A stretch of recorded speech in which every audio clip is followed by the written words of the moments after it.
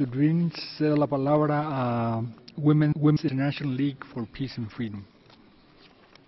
Thank you, Mr. Vice President. This is a statement by the Women's International League for Peace and Freedom on the use of explosive weapons in populated area and the distinct impact on women.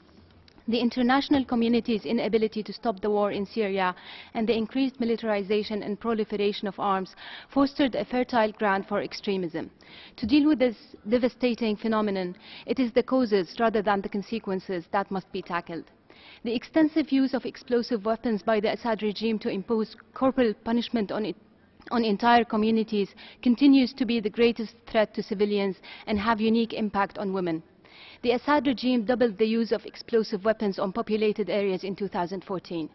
More Syrians are being killed in their homes than on the front lines. In terms of casualties, explosive weapons were behind 74% of the death of girls in Syria.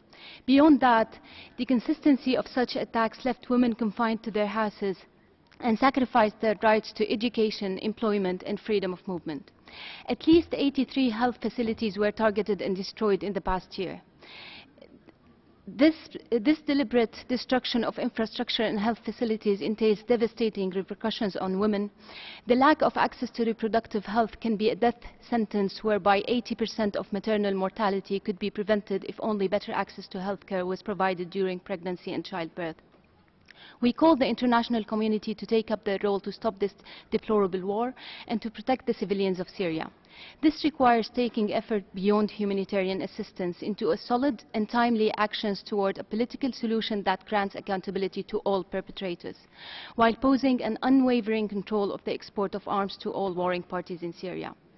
In addition to Syria, the use of explosive weapons in populated areas occur in many conflict zones such as Yemen, Ukraine, Iraq, and other countries. This is why, in addition to confronting the bombing of towns and cities in each context, we need to develop an international commitment to stop the use of explosive weapons with wide area conflict in populated areas. Thank you, Mr. President.